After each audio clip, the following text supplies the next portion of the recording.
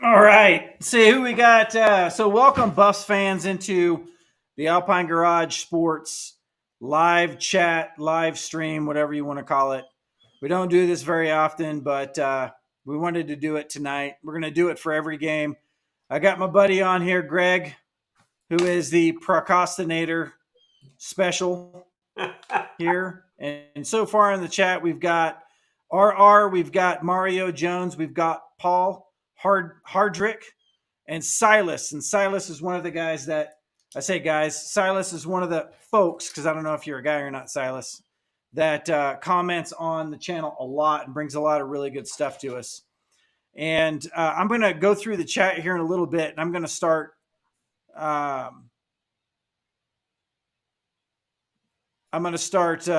Starring some of these comments so we can go through them later. But we're going to go through USC versus CU. And now that we have finally, and I'm going to say this on my live stream because I'm not, for those of you who are a friend of Alpine Garage Sports, you know I'm not part of the mainstream media. I'll say basically what I want to, and it's going to be the same thing on this one as well. I am an OU. I'm sorry, OU. Well, I guess that's true too. But I'm an old school. I'm an old school CU fan. Yeah, old school CU fan. And one of my jerseys when I played football, when I first started playing football, was a CU baseball jersey. Back when CU had a baseball team, my dad had a jersey. And I still have that jersey. It's actually at my mom's house, and she sewed it up for me so I could have it. She's going to send it to me. But the whole point is that this channel is 100% about CU, regardless of who the coach is, regardless of who the players are. It's always going to be about CU.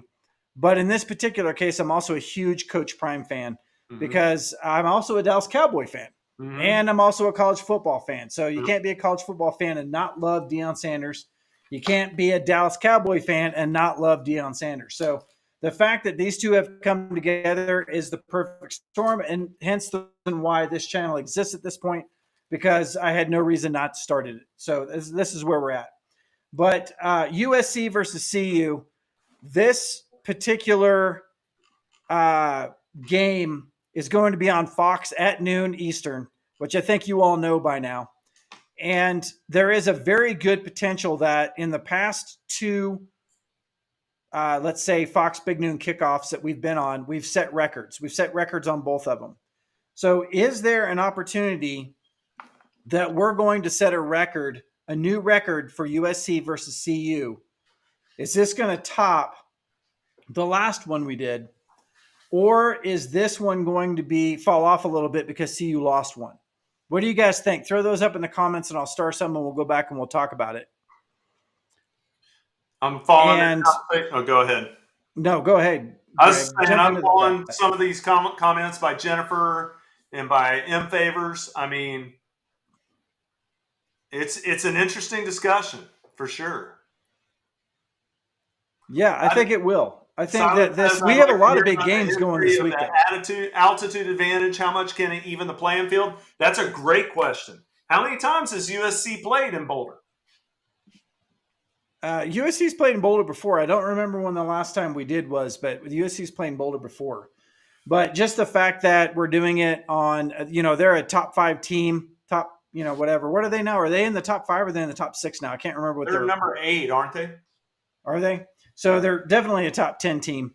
But the fact that we're having it in Boulder and we're still 3-1, even though we got a little bit beat last week, I still think that we're going to, and even though there is a lot of really good games going on this weekend, I still think we're going to pull another Fox record out of this thing. And they're going to be there in the morning like they always are. And guess who else is going to be there in the morning just like they always are, Greg? Who? Let me think. That's right. I'm going to be there at 2 a.m. on Saturday morning. Oh my God. And I'm going to be on the field. Yes, I'm going to be on the field, and I'm going to be waiting with all the other students in line to get access to the field that they're having the Big Noon kickoff in. And we're going to be bringing you live streams the entire morning so that you can see what the vibe before USC is. I'm going to get as many interviews as I can with students to kind of get their ideas of, how we're going to do versus USC. And also I've been kind of calculating how this, no school that I know of has had a major show on their campus this many times in one season.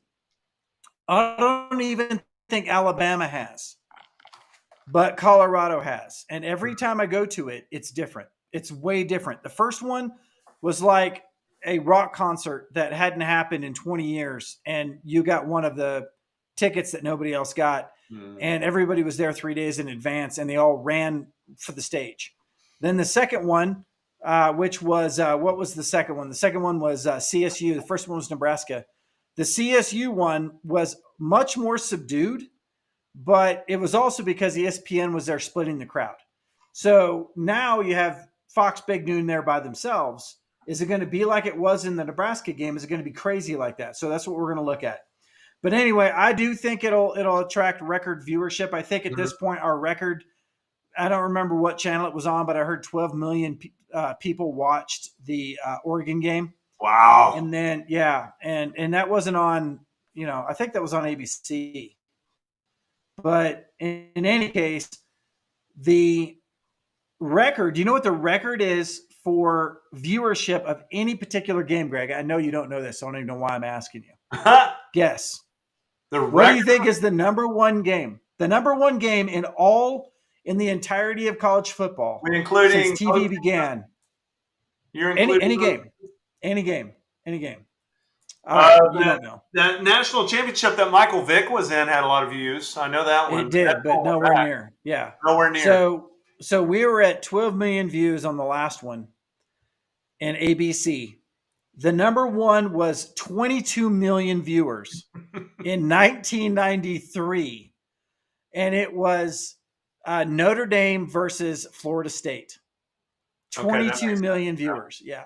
Wow. So obviously cable was limited back then. Yeah, that's true. And at almost every football game, if it wasn't on ESPN, and even a lot of them were on ESPN back then, were on regular free TV. So 22 million people, and at that point there was no other game on. I don't even know what game it was. It could have been, man, I know that Notre Dame was in like every national championship game for like 5 years back then. Right. CU was in 2 of those with Notre Dame. But it could have been the national championship game. I'm not sure which one it is, but I wanted to look that up, so I thought that was a good stat. It makes sense because it's one of those blue bloods as well. They've got viewers from all over the country. Notre Dame knows watching those games, so that makes a lot of sense. I'm surprised it's not. I would be surprised if it's not a national championship game or one of the major bowl games or something like that on a day when nobody's working, and everybody's home watching it anyway. 22 million. That back then, that's almost a tenth of the population. I mean, that's insane. 1 out of every 10 people in the United States watching that. 1 out of every 12 or 13, something like that going on here. Yeah, no, I totally agree with that. Now, Colorado's going into this game 3-1. Right. So 3-1, and we've already started having a collapse in the media when it comes to CU. It was almost like we lost our first game, like all that hype that was going on into the first game. And then we lost against TCU, let's say. And then the world came crashing down on us because, which I was expecting if we would have lost versus TCU. Right. But it didn't happen. We won, and then we won again, and then we won again. And then we went against a top 10 team and we lost. And now everybody's piling on. Everybody's like, there it is. It's all talk. We were distracted. Too much media, too many clicks on YouTube. That's the reason why we lost. And yet nobody is saying that several teams lost to top 10 teams. In fact, top 10 teams lost to top 10 teams last week. Mm-hmm. So the fact that we lost to a top 10 team isn't that big a deal.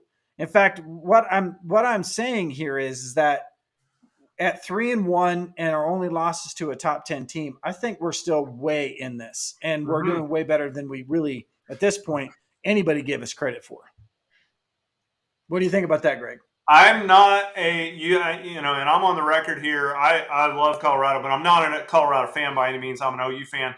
I like the spot they're in here. I don't know that I'm going to go all the way out on a limb yet. I haven't predicted the winner yet, but I don't know that I would go all the way out on a limb and predict a Colorado win. But I think I've read several different predictions and models that where they're predicting that USC is definitely going to win or overwhelmingly going to win.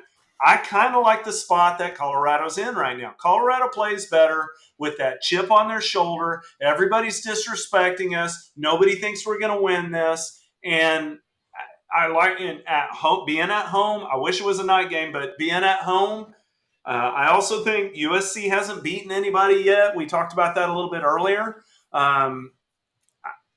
It would take a lot for Colorado to win here, but I sure do like how it's setting up in some ways for Colorado. I think they went in that Oregon game and the Colorado State game a little overconfident. Oregon, they really missed Hunter. I know they'll be missing Hunter for this game as well. Yep. But I like the fact that they're getting disrespected. I like the fact that they're getting underestimated. That all plays really into Colorado's hands in this game. I really hope that USC comes in overconfident. I hope that USC comes in thinking that they're just going to roll over Colorado. USC comes in over. Some people know that Lincoln Riley, the team I follow really closely is Oklahoma. Lincoln Riley, of course, came from there. There were games every year when we should have had the talent to just roll that other team over, and Lincoln Riley's teams would go in. They couldn't get their defense off the field, and to me, this sets up as that kind of game.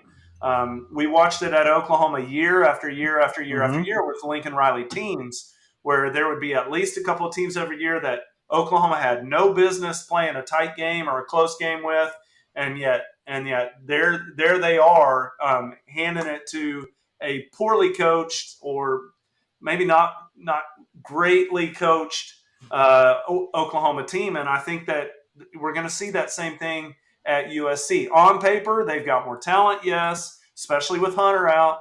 But I like the way that this sets up. I like the fact that Colorado is stinging from that loss from Oregon.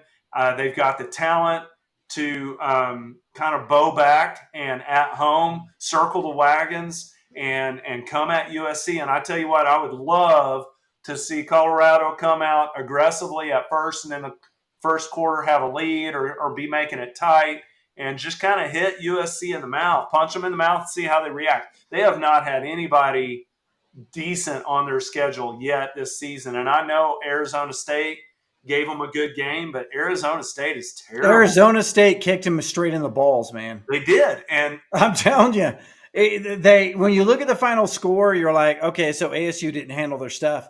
But if you watch that game until the fourth quarter, ASU basically they knew that, hey, we're going to lose this game. We don't care. We're going to lose this game. Yeah. Let's pull every single trick play and let's play like we're playing against Goliath here. Yeah. And let's just stick our helmets in their midsection and make them, cry all the way home. Yep. And that's what they did. Yep. They really pulled out all the stops. And honestly, I feel like the only way that you're really going to show USC pain is to play like that. If you try to nickel and dime and those kinds of things, it's just, I don't know, man. They're a good team. So that's the reason why I liked the way that ASU played, which, by the way, frankly, makes me now concerned about the ASU game. And I say concerned, I still think we're going to beat ASU. But my goodness, we only had one trick play against Oregon. Oregon had one trick play against us, and it broke our backs. ASU had like 18 in that game against USC, and that's what gave them the edge in a lot of cases to USC. So I don't know. I just wanted to jump in there on that ASU thing.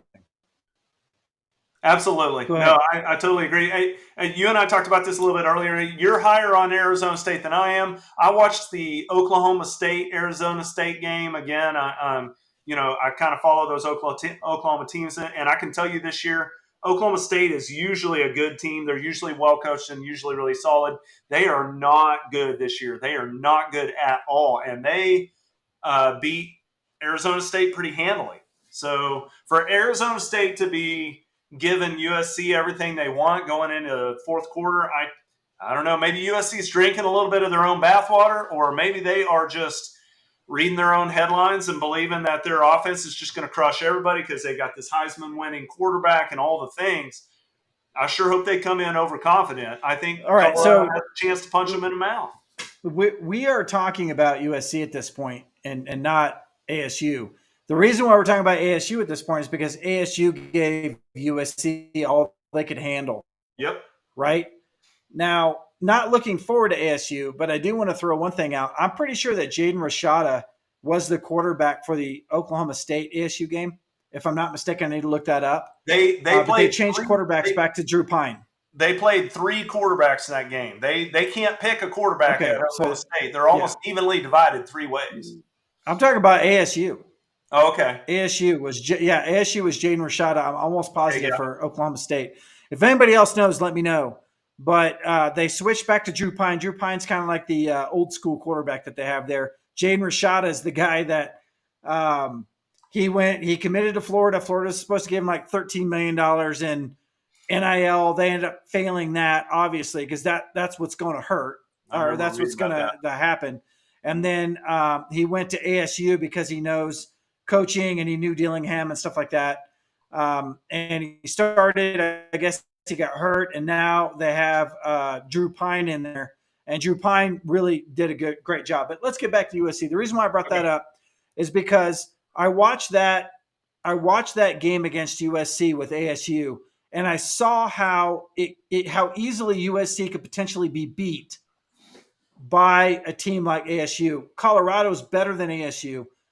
I still think that, same as I said against Oregon, I never really said we're going to beat Oregon. I never said that. I don't know that a lot of people really just came out and said we're going to beat Oregon. They said we're going to beat Oregon if. And we have to be a really perfect team to know our strengths in order to play top 10 teams and beat them. Because, I mean, we came from nowhere. We came from the ashes. And so now we're playing on borrowed time. We have all new players, all new coaches. We're playing with a much shorter runway than any other team is right now. Well, and the depth of for talent, us to be able to play to their level, I think we can.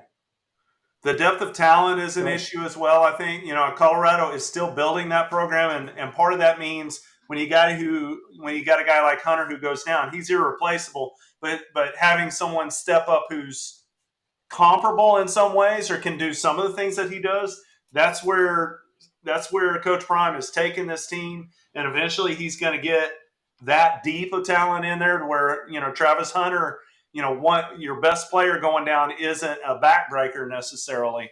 Not that it was for Colorado either, but that is a big loss. I would love to have Hunter going into this game with USC. I'm not sure but what I would pick Colorado if Travis Hunter was playing in this game. When I looked at this schedule at the beginning of the year, I liked the chances of an upset in the USC game better than Oregon. Did I. Oregon plays really well at home. Everybody knows that. They are notorious. They're a little bit like the Texas Tech of the Pac-12 in that, they're a top 5 team no matter what when they're at home, and then they struggle a little more on the road. USC seemed to me to be a little more vulnerable just because partly because of games in Boulder, partly because I've seen those Lincoln Riley coached teams struggling those types of situations like what they're going into in Colorado, and I'm thinking, there's one you can circle right there that they very well could get upset. So no, So tell us about your love for Lincoln Riley. Well, we don't use the name Lincoln Riley around here. If you say snake, people in Oklahoma automatically know who you're talking about. Okay? Scumbag. I mean, listen, you use any of those words around here and people don't even ask you who you're talking about. It's a nod and a shrug, and that's right. That's who he is. The dude is hated around here because first of all, he had enough talent to win at a better rate than what he won. The expectations at OU were always that we got to win the national championship I every agree. year and all that kind of stuff. And he had the talent to do that, but he there's a lot of people who feel like he, in many ways, underachieved with the level of talent he had. But then, to leave the way that he left, just burning everything down behind you as you leave. And I tell you what, it wouldn't surprise me if he does it to USC as well. Well, that's an interesting take. Oh yeah, USC's a blue blood, man. So at this point, point, but if you're willing to do it at OU, then why wouldn't you be willing to do it at USC if somebody else comes calling? If he has a level of success there, and if Georgia comes knocking, or if the NFL comes knocking, why wouldn't he leave them high and dry as well? No, I get it. So I've got a different take. So obviously, Greg knows, and some of my Buff fans know, but I'm also an OU fan. And at this point, I have a different take on Lincoln Riley just because I've seen a lot of coaches come and go, not only from OU, but also from a lot of other schools. And I think he's a good coach. And I think that he took USC. He's going to take USC to a whole nother level than it's already been. He knew Caleb Williams was the man, and probably knew that Caleb Williams would probably really shine at USC. I mean, there's a whole lot of things about that. And now that he's at USC and we're playing CU, this gives us an opportunity. And I said this earlier in the year too. This was going to be the marquee matchup to really be able to figure out and show the top Heisman candidate, which is Caleb Williams, against what we consider at CU to be a top Heisman candidate, which is Shedeur Sanders, head to head. And unfortunately, a lot of other things have to take place in that game. And it can't just be purely those two guys against each other. But I do think that if it's going to be the stage we needed at, being at home, I think Shedeur Sanders has a good chance of at least staying in cadence with Caleb, if not going ahead of Caleb in this, if we can beat USC. And I say if, because it's the same thing as Oregon. I'm not a guy that, I'm not a typical fan that's going to be like, we're going to beat everybody. It doesn't really matter. I want to beat everybody, and I think we can, just like any other football team. You put any two football teams on the same field together, and there is a great opportunity that one could beat the other, regardless of what they're ranked and regardless of the size of the players. It happens every weekend. If you have determined people. Anybody can beat anybody on any given day. Okay. Right. You throw in the fact that we're at home, and that gives us an advantage. Right. You give us the fact that we just lost the way we lost against Oregon, and that sets a lot of fires in the belly. Plus, the coaches are just teeing off this week. The coaches are just like, they're giving them everything they can handle this week. Hopefully it didn't too much and it doesn't wear them out. But I think those are things that work in our advantage. Plus the fact that we're a good football team.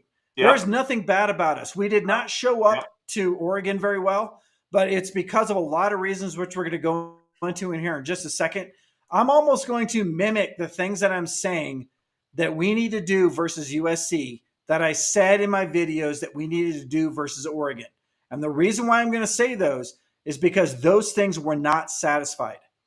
That's the reason why we lost.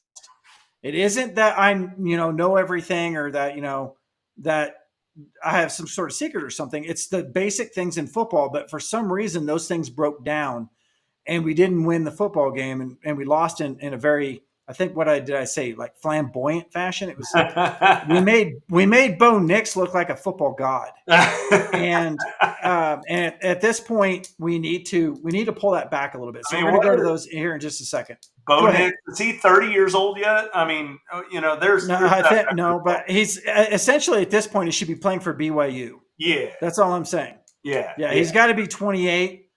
I think he has 5 children, and he's maybe even drawing Social Security at some point. Hey, but you alluded to this a little bit, but don't you think, you talked about how the coaches are playing it up this week. Don't you think Colorado plays better when they're in that role of nobody expects us to win, everybody disrespects us, everybody thinks we're going to flame out big time, and that's exactly the situation we find ourselves in right now. I think all that plays really when you're talking about Colorado, I'm assuming all you're talking about is the first 4 games. because Colorado in the past is completely different thing. Yeah, And no, I'm talking where about we this year. didn't show up, we didn't show up to games in the past. We are showing up to games now. TCU was a really good example, I think. There wasn't anybody in the country that thought that we had a good chance against TCU On the road. And although it was a close game, we beat them, right? And then we go into Nebraska. Nebraska was favored before TCU, but then we were favored after TCU. Mm-hmm. Yep. So even Nebraska was favored going into it. CSU, supposed to be a cake game. Yep. I think it's a lot like ASU that we're talking about, Arizona State. Maybe we play to our competition. I don't know. I'm not going to say that. No, I think there's evidence of that. I think it just might be I don't know, man. I hope that's the case. We didn't show up against Oregon, but against USC, I honestly think our odds are better. And I was alluding to that before we got into all this other stuff. But with us losing right before this game in the way that we did, and the opportunity that we have been, I just posted a video this morning. If you guys on this live stream have not seen the video that I posted this morning, it says CU can run with an exclamation point or question mark. I can't remember what it was. But in any case, I break down the running game for CU and the fact that we actually do have a running game. Most people don't think we do. And I haven't even looked at the comments on that video yet, but I'm pretty sure people are going to say that I tweaked the numbers or something like that. But really what I did was I took the quarterbacks out. So any losses or gains that we made by the quarterbacks, I pulled that out and just looked at the running game along with receivers that have run the ball, which have only been a couple of times. And if you look at our running game from that standpoint, we have run, most of our players have run over 5 yards per carry. Mm-hmm. But you don't see that when you're looking at the media because we don't run it that much. Mm-hmm. The first game against TCU, we ran it 28 times. We had 28 attempts at running. And then it dropped down to 21 for Nebraska. It dropped down to 16 for CSU. And it dropped down to 14 for Oregon. So we have half as many rushing attempts versus Oregon than we did versus TCU. Now, did that lose us the game? I don't think that lost us the game. But I think it could have been closer had we had that more balanced, close to 30 runs per game because, most games are going to run about 60 times, or not run, I'm sorry. Most of the time we're going to run 60 snaps. We're going to have 60 snaps on offense. And if we run a 30-30 split, we're running a pretty balanced offense. And in this particular case, when you're only running 14 times, what are you going to do? Now, granted, we were behind in Oregon the entire game. So, of course, the only way you're going to catch up is to try to throw the ball. But then all they do is just push everybody back, prevent style defenses. And they were killing us. Yeah. So, anyway, we'll watch that video on the running game. If you haven't seen it after this live stream, go and watch that. It's really good. I show a lot of graphics. I show you what every single one of our running backs has done in every single game and also what their cumulative is for the year. And believe it or not, you will not guess who the number 2 running back at CU is. And I know you won't know, Greg, but it's Charlie Offerdahl. Charlie Offerdahl is the number 2 running back.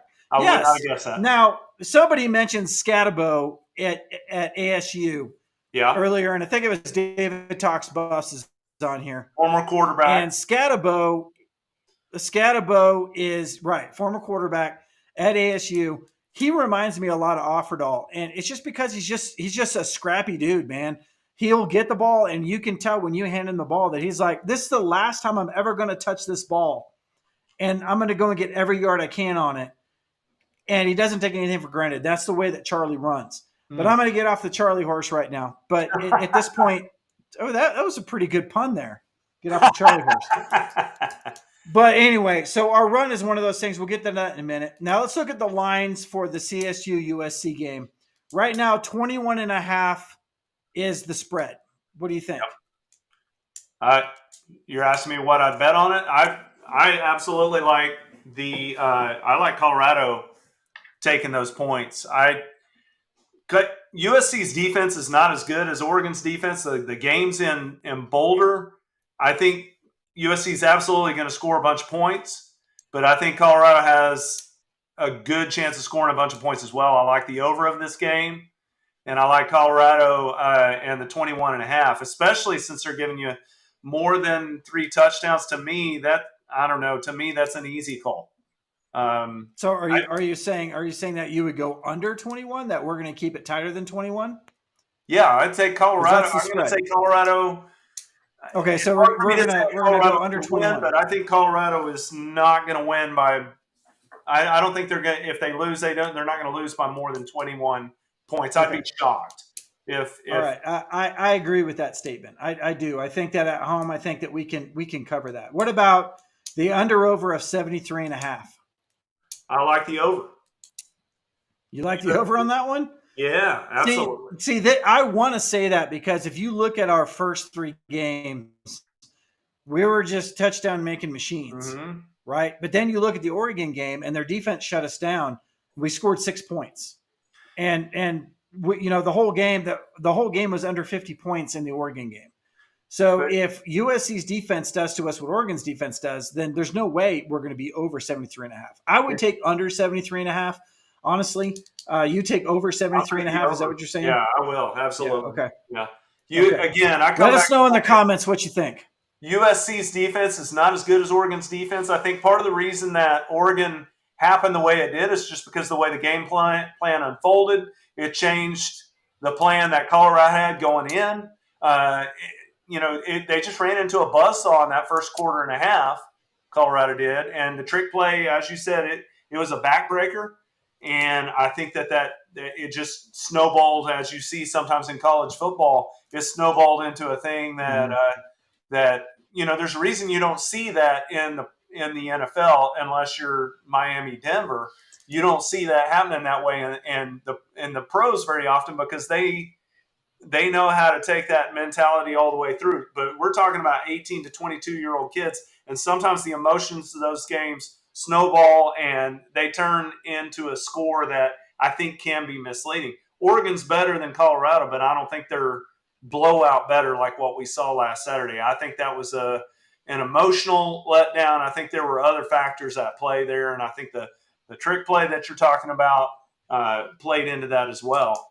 And Oregon, to me, Oregon can make a case that they're as good, if not better, than USC right now. If Oregon played USC today before we play USC, I think Oregon beats USC. Yeah, I think that's all right. If Oregon and USC were on a neutral field right now, I'd be awfully inclined. I'd have to look a little more closely, but I'd be awfully inclined to take Oregon. They're an awfully good team, and they're well coached. I mean, it's going to be a good game when those two match up with each other as well. But I like the spot Colorado's in right now. I like the fact that they can play that disrespect card, that they're at home.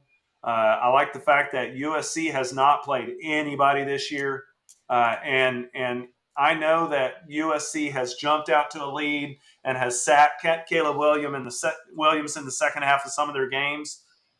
But for Arizona State to be giving them all they want late in that game, for the fact that the other 3 teams that they've played are just the absolute definition of a cupcake, I just don't know how much you can draw from those wins that they've had so far.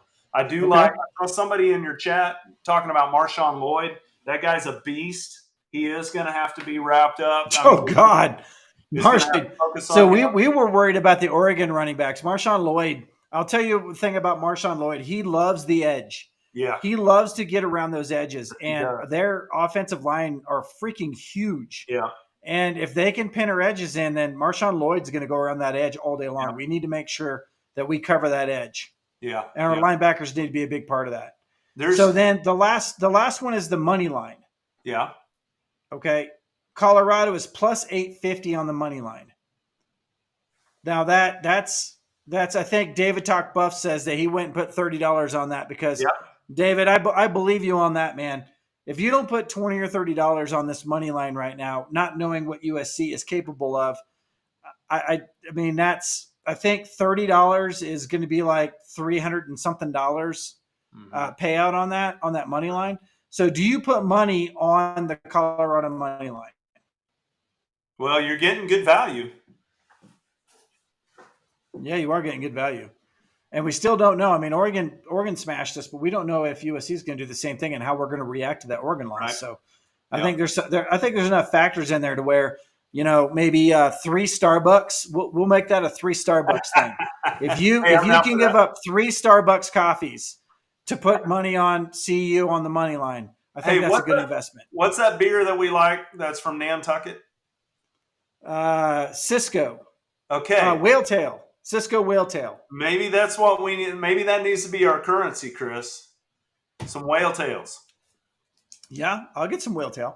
I had to get that in here. I had to ship that in the last time I got it. I had to ship it in by the case. That's and crazy. It cost more per ounce than I think cocaine. But it was but it was good beer, man. It was really good.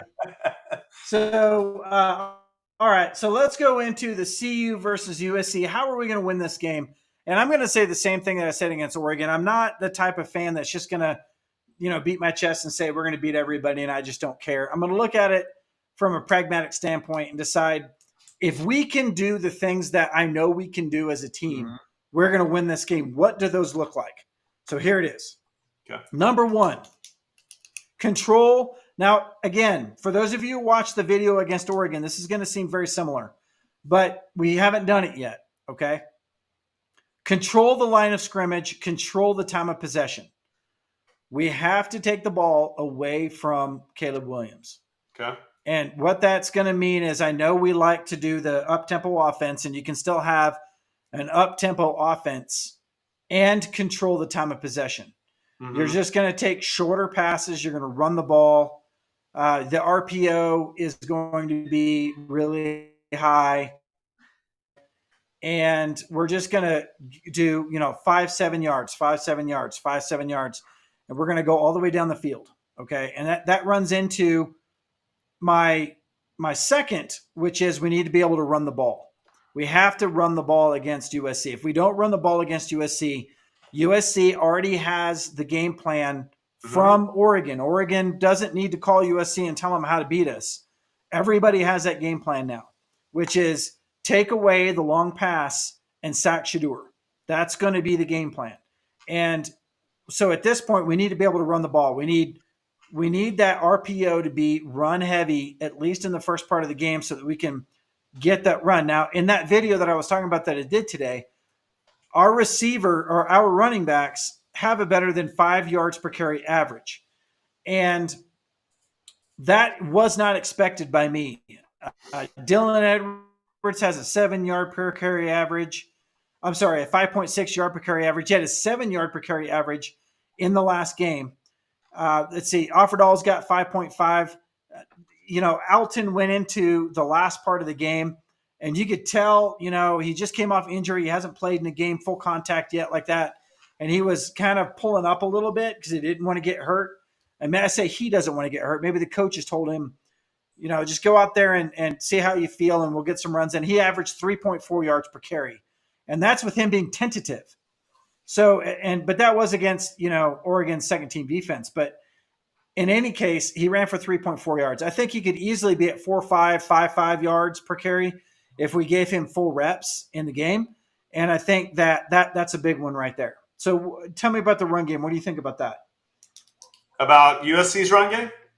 No, about Colorado's. Can we do this? Absolutely. Do you know what USC ranks in total defense right now in all in all Division I teams? 70th. They rank 70th in total defense after playing 4 cupcakes. And yes, I'm calling Arizona State a cupcake. I watched Oklahoma State beat Arizona State, and they are terrible. Neither one of those teams are going to be in a bowl game.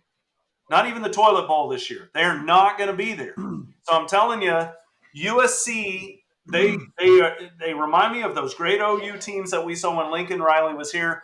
The offense is lights out. The offense can get on a roll. They can blow out just about anybody that they face. But I'm telling you, if you can control the time of possession, if you can run that, what you're talking about, if you can run the ball and keep it out of the offense's hands and make it close into the fourth quarter, anything can happen. And that is Colorado's best bet. If you get let's say we're running 4 or 5 yards per carry, and you can get a short pass, 5-yard pass in Shedeur's hands. Mhm. Okay, where we're 2nd and 5, 3rd and 5, something like that. At that point, that plays into my number 3 point, which is get the ball out of Shedeur's hands in 2 seconds. So if you guys watch any of my videos, you're going to see me do this a lot. And the reason why I do that is because that's when I'm like pissed off. I don't cuss, so I clap. I don't understand why Shedeur is holding on to the ball as long as he is. I don't want in my mind to think that he's afraid to throw it out of bounds because it's going to be an incomplete pass, which is going to hurt his stats. I don't want to say that. I'm trying to figure out why you would take a 10 to 12-yard loss instead of throwing it out.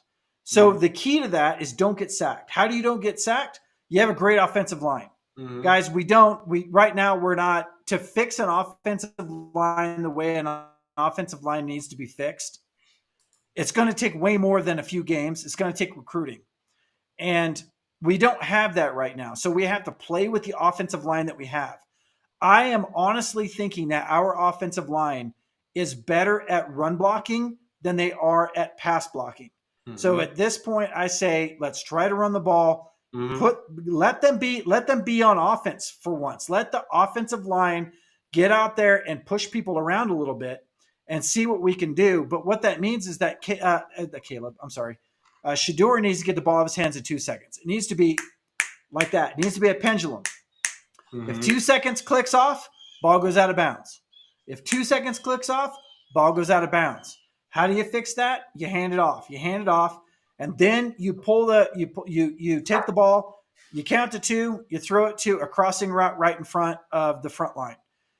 There's a lot of things that you can do with that, but it's got to be a little bit faster. Now, if you look at what ASU did to USC, that's what happened. Drew Pine, if you watch that game, Drew Pine is, as soon as he gets the ball, it's out. And Scatabo was there. He played a couple of like wildcat plays. As soon as he got the ball, he was either running it or it was out. They didn't hold on to the ball longer than 2 seconds. And because of that, the defense didn't get to the quarterback very often. That's what we need to do. For one game, we need to not allow more than 1 sack. So that is my big one. In fact, on this page, I'm going to circle it 3 times. No, I just circled it like 10 times. He's got to get rid of the ball. He's got to get rid of the ball. We've got to be able to get rid of the ball. Our offensive line is not going to cover him that well. So that said, number 4 goes into crossing routes, similar to the way CSU gave us a heck of a time. They did really short routes across the middle, and they were able to convert those passes. We can do the same thing. We did it a little bit against Oregon. We didn't do it enough, and they tackled us immediately, but I'm going to throw that out there. Greg, at any point you feel like any of these points something you want to talk about, let me know. No, you're absolutely right. Then we jumped over to – Go ahead. I just keep coming back to the fact that I think they're more vulnerable than people are given credit right now. I think part of it is the emotion of the letdown of the Oregon game and maybe a little bit of the Colorado State game, just letting some hot air out of that momentum that Colorado had. But Colorado plays well with that chip on their shoulder, and USC is good, and they are likely to win this game. But I'm telling you, they are vulnerable, especially on the road.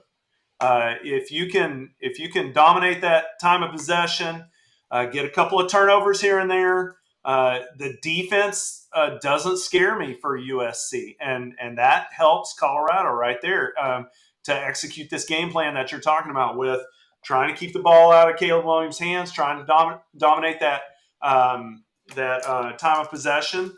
And I won't go so far. Do you know what where Southern California, USC, where they rank on rushing defense right now after playing 4 cupcakes?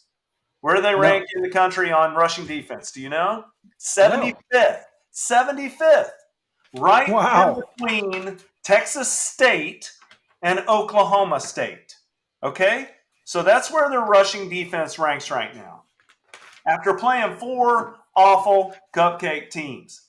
I don't know that I can even name all 4. They played San Jose State. They played Arizona State, obviously. None of the teams they've played yet are going to have a winning record this year. I would bet on that. And Arizona State ran on them. Arizona State ran on them, absolutely. 75th in the country in run defense. Now tell me that doesn't play into Colorado's hands. Again, it's going to take a few things. It's going to take USC having some dumb penalties or maybe a couple of turnovers, but those things can happen, and those things do happen in every game. If Colorado plays within themselves and trusts the process, trusts these coaches, it's not nearly as stark or dire as what the national folks are saying right now about this Colorado USC game.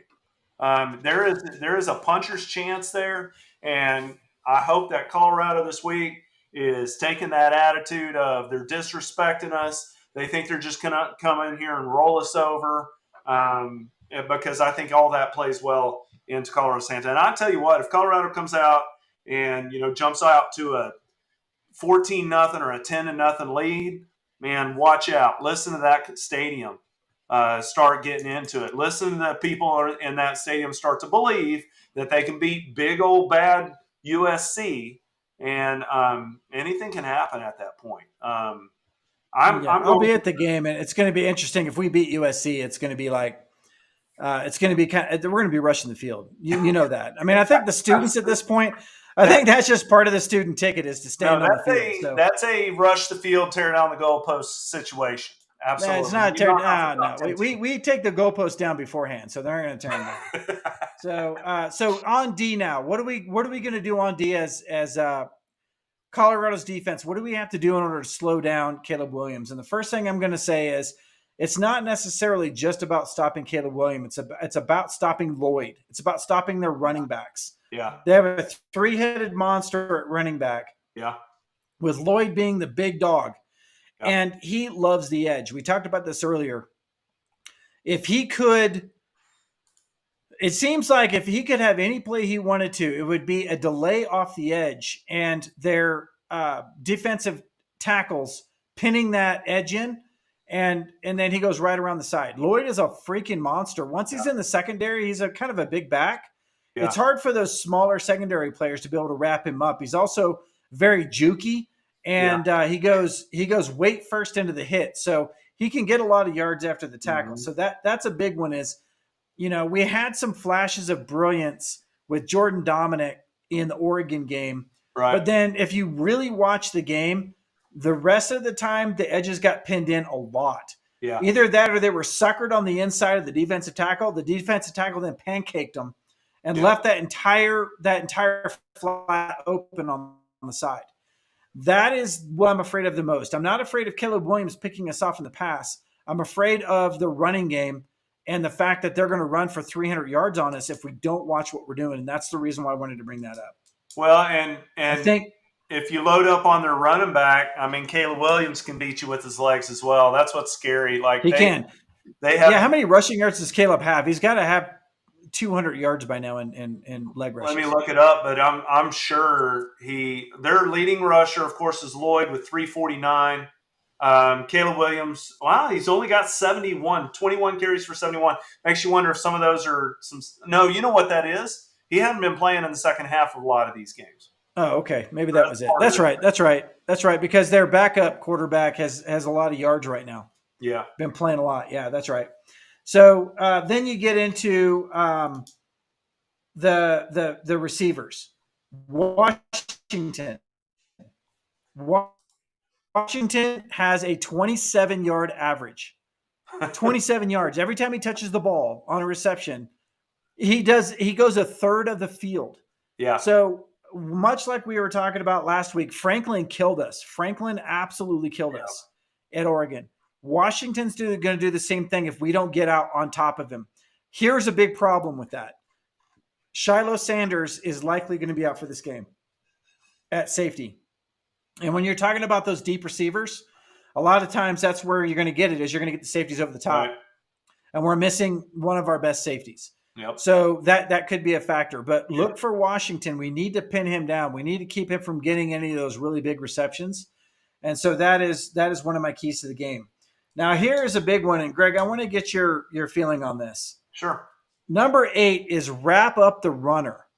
Wrap up the runner. We need to wrap these guys up. These guys are very physical runners. The receivers are physical, and the running backs are extremely physical. If we don't wrap them up or we don't form tackle them, they're going to get 5 to 7 yards after the initial hit. Mm-hmm. That's a problem for us. That's a huge problem for us. If you watch the Oregon game, I went back and I watched the Oregon game. I don't know how many times I watched it, 4 times. And I went back and I reviewed a whole bunch of the plays. And if you watch it, you see our players wrapped around a running back. Okay. Yeah. And I say wrapped. They had their arms, they had their hands on one hand on the running back, being drugged by the running back. The other hand's going like this. Yeah. Right. The other hand's going like this. And they're being drugged. Trying to knock the ball out. Instead of wrapping them up and bringing them down, we're grabbing the arm and we're going like this, and we're trying to get the ball out. Now, that's worked in the first 3 games because we had 10 turnovers before we played Oregon. We got another turnover in Oregon. But we've been very good at removing the ball from the player. The problem is when we get into these bigger players and these teams that are better runners, that technique is not going to cut it, and we're going to lose a significant amount of yardage on that. Yep. Give me your feedback on that. How do you feel about the wrap, the form tackle versus the forced fumble? It's, obviously you might be thinking to yourself, I mean, whoever's going to win the turnover battle is going to win the game. And in that respect, you always want to be going for a turnover. But what you're talking about is exactly right. Sometimes that's the difference between a 2nd down and 8 and a 2nd down and 4. And that is a huge difference for the play calling for Lincoln Riley. Yeah, and that's what he does. He wants to get a big chunk on that 1st down and then open up the playbook and burn you deep with Washington, or run something that you haven't seen before from their playbook. That's Lincoln Riley 101. He did that all those years at Oklahoma. He's doing it at USC as well. If you can get them into on that first play, if you can get them into 1st and 10 or 2nd and 10 or 2nd and 8, 2nd and 12. You're going to have a much better chance. And that plays to what you're talking about there with that yards after contact with the running back. It's hard for me to ever say, don't be so focused on the turnover. I understand turnovers will change the whole game, but Dominic doesn't he go about 250, 255? And no, I think Dominic's more like 275. Okay. And then you've got Juwan Mitchell. What's he go? 240? Yeah, Juwan Mitchell's probably about 250, 255, something like that. Try to be physical. Punch him in the mouth, kick him in the groin on that 1st down, line up and force Caleb Williams to beat you. I agree with what you're saying there in that if you try to limit those yards after contact, that's going to go a long way towards frustrating that USC offense and getting the ball back. Mm-hmm. There's no doubt that USC is going to score some points in this game. They are arguably the best offense in college football right now, but offense is just one part of the game. I mean, you got special teams that are going to play into this, and you've got defense that's going to play into this as well. I like Colorado's chances of hanging around, and I think the recipe for the upset would be hanging around, dominating the time of possession, hanging around as long as you can, and getting it to be a close game into the fourth quarter, and anything can happen at that point. Okay, so Greg, you and I have known each other for decades, but you don't know what my number 10 is. My number 10, because I'm skipping number 9 because USC doesn't have a significant amount of penalties. I mean, no more than any other team does. I don't think they're a hugely penalized team. So we go straight into 10, which is the 4th quarter rally. So Colorado has this thing about coming back in the 4th quarter. I did a video on this. We talked about the fact that we have scored 41 points up to the Oregon game not counting. We scored 41 points in the 4th quarter. We only allowed 28 points in the 4th quarter. So, and we doubled the amount of points from the 1st quarter to the 4th quarter, meaning we scored twice as many points in the 4th quarter than we did in the 1st quarter. And what I chalk that up to are a couple of things. The first one is I think our conditioning is way better than a lot of other teams are. The second is whether we play at home or not, the altitude advantage comes into play. So When we're playing at home, the other teams get a little bit more winded. When we're playing down, like we did at Oregon, the increased red blood cells carry more oxygen. We carry a lot more stamina in the fourth quarter than other teams do. It only takes effect when you have pure athletes and we're close in the game. But in the fourth quarter, we always seem to do that. And in an Oregon game, we scored 6 points. Oregon scored 0 points. So there you go again. We scored points they didn't. If we can go into the fourth quarter close, we can actually win this game at home. I believe that in my heart. Plus, the second thing is Shedeur has this thing about the fourth quarter. He's just like Brady. Yeah. He has this take it upon himself mentality where he will literally put the team on his back and carry him. And I love that about him. Yep. I hate that we have to do that constantly, but I love the fact that if we have to do that, he's the guy we can go to do that. You combine those two factors together in the fourth quarter, the conditioning and Shedeur being a fourth quarter stud. Yeah. And I think if we can get into the fourth quarter close, we beat USC at home. I don't think that's an issue whatsoever. If it comes down to a last-minute field goal, we are kicking at altitude, and we've had our kickers kick well over 55 yards in practice. So I don't think that's an issue. Now, I want to bring up special teams because we're going to end this live stream here in just a minute. Okay. But I want to bring up special teams. Special teams for us have been a big problem. We have had, I think Coach even said it at one point where he said special teams aren't so special. Yeah. But when we kick field goals in practice, we can kick 55 yards. When we kick off at the beginning of the game, we can't get it into the end zone for a touchback. We always seem to put it right at the 10-yard line and give the other team an opportunity to run that back. And that's not we can't do that against USC. Some teams do that by design. I don't know that Colorado is. If we're doing that, I'm not going to yell in the microphone. I'm going to point at this camera. If we are doing that right now, coaches, stop it. Okay. We cannot tackle on special teams. Stop. We cannot tackle on special teams. Do not let them run the ball. Kick it into the freaking end zone and get the touchback. Okay. I'm telling you right now, until we can fix our special teams tackling, we cannot take a chance on that. Yeah. Okay. We don't have those. We don't have that special teams play. So I'm sorry I pointed at it's really amazing to me. It got me, man. You can have that thin air and you can kick 55-yard field goals, but you can't put it into the end zone. I don't understand how that happens. I don't know. Anyway, we have to be able to, at home, we can kick it into the end zone. When we're away, for some reason, we can't kick it into the end zone. So we're setting the other team up on the 30, 35, 40 almost every time when we do that. So we need to stop doing that. So at home, I don't think that's going to be a problem. I think our special teams play is going to be much better because we're going to be able to get more length on our kicks and those kinds of things. So I think we're going to be okay there. But special teams has obviously been an issue. Chris, you said something about skipping your number 9, which I think was about penalties. Is that right? Yes. I was going to actually talk a little bit about penalties. Do you know where USC ranks? And the 130 Division I teams, where do they rank in terms of penalties per game, times that they have been flagged per game? And I bet you know.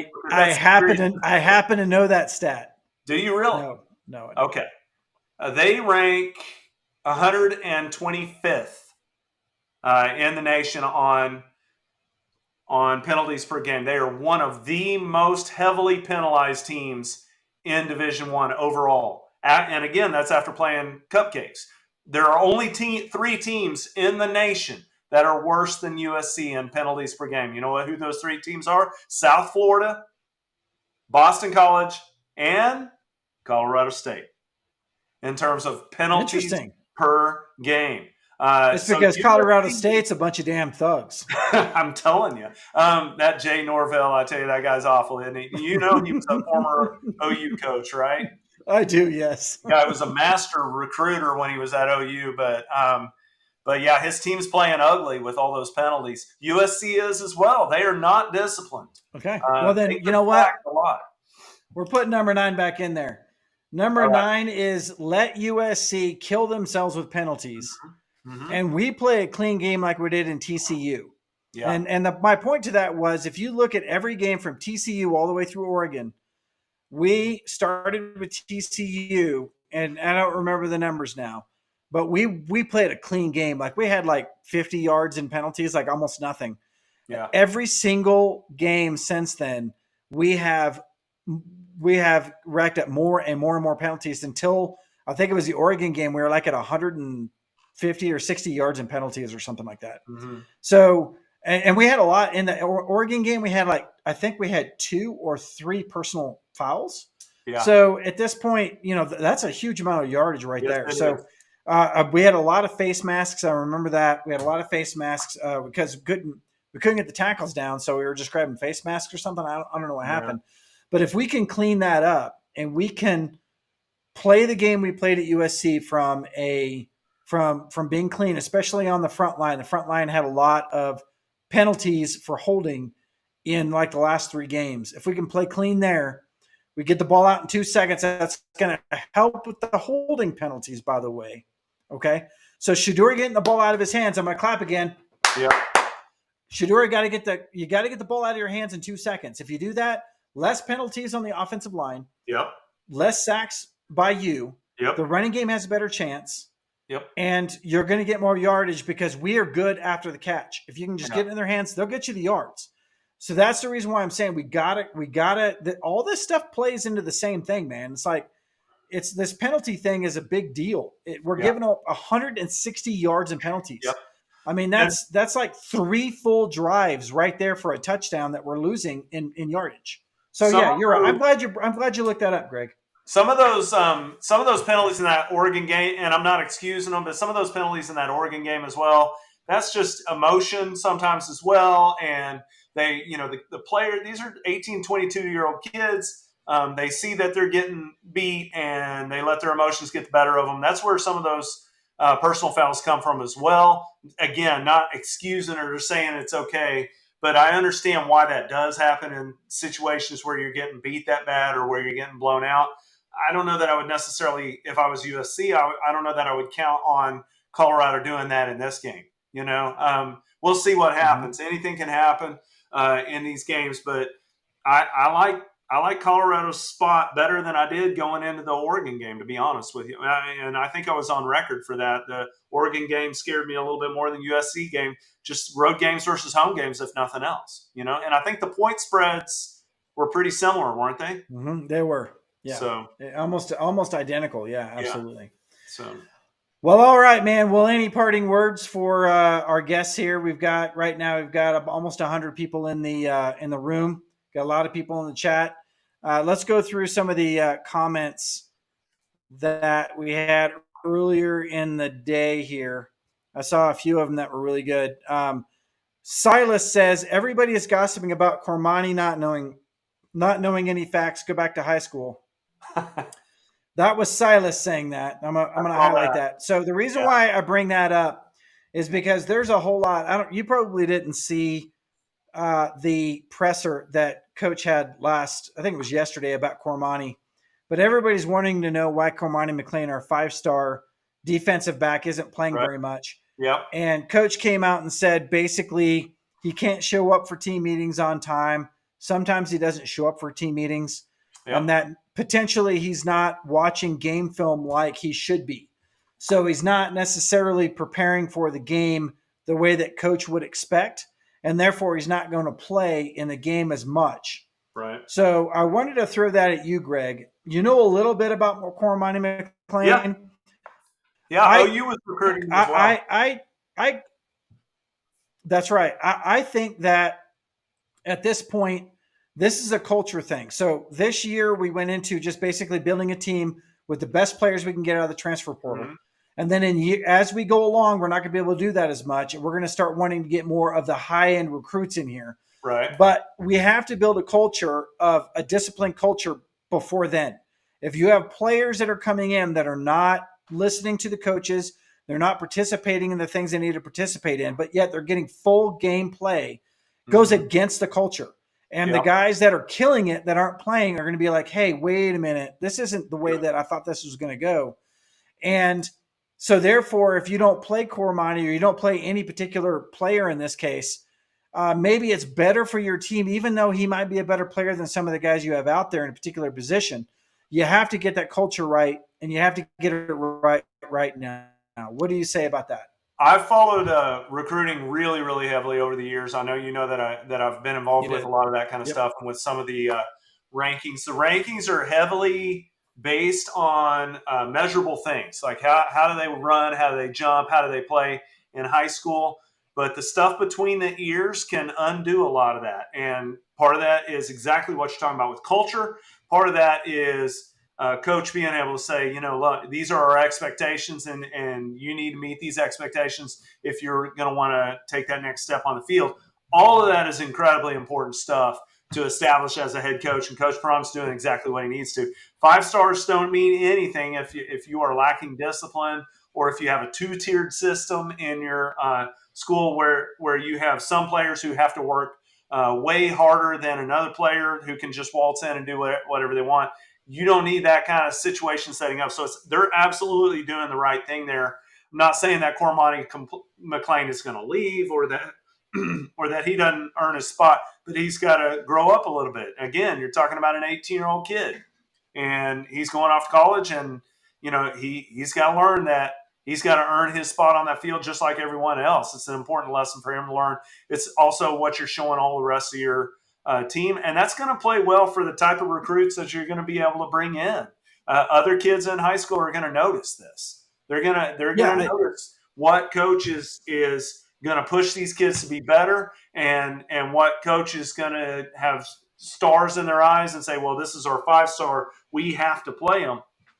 That's all part of the bigger picture. When you're recruiting, you can go into a kid's living room and you can say, everybody here gets an equal shot. Everybody here is going to be treated the same. We don't care if you were a 3-star, 5-star, 4-star coming into this. There is a Colorado culture here that we are building, and that culture is what's led to this success. And that's going to play really well when you're talking to recruits. I know that they've already had some successes in recruiting this year as well, I believe, right? The defensive we're lighting it up with recruiting. Oh yeah, I mean, like at this game for the USC game, I want to say there's like 12 recruits that are over 4-star coming to this game or something like that. That's and we're talking about Snoop Dogg's going to be there, and I don't know, Jay-Z, and I don't know, man. I don't keep up with the celebrity part of it, but it's a show. It's always a show there, which is good. I like it. I like the show because if that's what attracts somebody to come to Colorado, we have good football, we have the best coaches, and it's always a show. Then why not come to Colorado football? So I'm happy with that. Yeah. And when you're talking about, we're talking about Cormani, we don't, coach said that this is the reason why. So I'm not guessing at this, right? But at the same point, if you're a 5-star recruit, somebody needs to just say, hang on, you're a 5-star. You're one of the most highly recruited people in the country. Don't be that 5-star that falls on his face. Yeah. Who's going to do that for you? Coach Prime is going to do that for you. If anybody can take a 5-star that isn't up to their potential and bring them back to their potential, it is Coach Prime. Right. So I've seen all kinds of stuff in the media about how he's talking about leaving and he's going to be hitting the transfer portal and all this other stuff. But I just can't imagine that. I can't imagine that he would give up the opportunity to show his potential as a 5-star recruit. Now, the little bit that he played in the Oregon game, and people are talking about the fact that he's not a big dude because he's not. He's tall. He's a real tall guy. Right. He doesn't have a lot of meat. Maybe at 170, 175 right now. He's laying hits. Yeah. Like he was hitting people. No, so he's got it. He just needs to earn. He needs to earn his playing time. Yeah. And that's it. We know you can play. If we put you out there, you could probably be a good backup for Travis Hunter. Yeah. But you have to earn it before you get there. We're not going to give it to you. We know you can do it, but you still have to earn it. And so here it is. So we'll stop talking about Cormani now. Yeah. Okay. But at this point, that's kind of where I was at on that. And then let's see, what else do we have from the chat? Let's see. Snoop was in. Let's see. Slap Happy says Snoop was in USC, then UCLA, now CU. Do the math. There you go. Okay. But yeah, so I'm not really sure what all of the stars are going to be there, but it's supposed to be one of the biggest turnouts for a game is this USC game. So basically, everybody that has clout in LA is going to be at this game. So, and I'm going to be there too. So maybe I'll run into him. Maybe Snoop and I will have a conversation. What would that look like, Chris? If you ran into Snoop Dogg, what would that conversation look like? So this is what that conversation would look like. So first of all, I don't even know if you know this, Greg, but I'm actually a pretty big Snoop Dogg fan. I'm definitely a huge Dr. Dre fan, and I love old school rap. And you probably didn't know that. Did you know that? Well, I knew about Dr. Dre. I have never heard you whistling a Snoop Dogg song. A little gin and juice. You never heard me singing gin and juice. Nope. Never. We've been all over the world together, and I don't think I've ever once heard you sing gin and juice. I have. I love old school rap. But the funny thing is, if I were to run into Snoop, I would ask him about the movie Old School. My favorite movie, one of my favorite movies of all time. And Snoop made an appearance in that. Yes, he did. And I have to ask him about that. Yeah, I have to ask him about that. That was a great appearance in there. That's when they were going streaking after that, right? Yeah, Will Ferrell went streaking right during the Snoop concert at the fraternity house. So, but yeah, I've always wanted to. I'm going to see you in the news for streaking across a quad at 2 a.m. in Colorado. I'll tell you this much: if I run into Snoop during this game, there's a high possibility. There's a high possibility. All right, there's a high possibility. Yeah, I will keep my bail money saved back for you, man, because we've always got that deal, right? We're each other's bail money. That's right. I appreciate that very much. All right, guys. Well, that's it for us today. We've been on for now an hour and 13 minutes, and we're not going to punish you any more than this. We're going to be doing a little bit more coming up to the USC game, and then obviously you guys can count on me at 4 a.m. Mountain Time. So 4 a.m. Mountain Time, that's going to be, what is that, 5 Central, 6 Eastern. I'm going to be going live with Fox Noon Kickoff with the kids in the lines, trying to see what all that's about. And I'm going to be there all the way through the USC game going live as well. So make sure you keep your notification bells on this channel and you get all that footage. And then we'll be wrapping up. Greg and I may be wrapping up the USC game on Sunday if I can tie Greg down. Yeah, we can do it. And we'll see how we do. We'll do the 10 points here and we'll see how we did because we got 1 out of the 10 at Oregon. And I think that one was, hang on a second, where's my dang 10? 1 out of the 10, which was fourth quarter rally. I checked that one off, but all the other 9 we didn't do. So hopefully we can check off more of those boxes, and the game looks a little bit better than it did against Oregon, and that's what we're going for. I still think we have no problem beating USC as long as we stick to our fundamentals. We stick to this game plan. We stick to what we know that Sean Lewis can do on offense, and I think we have a very good shot at this game, and I'm going to stick with that. That is a wrap from Alpine Garage Sports. Greg, I very much appreciate you being on here today. Thank you very much, bro. Always. I always owe you for your good commentary. And everybody that joined in on this chat, thank you very much. There are so many really great comments. I tried to get to a lot of them. And obviously we didn't get to a lot of them in this one because we talk too much. Greg and I don't talk enough. So we get this live stream going and all we do is want to talk. But I promise in the next one, we're going to try to do this twice a week if we can tie each other down for this and make this a thing. But thank you for everybody that's joined, and we will see you in the next video. And if you haven't already heard, we can run.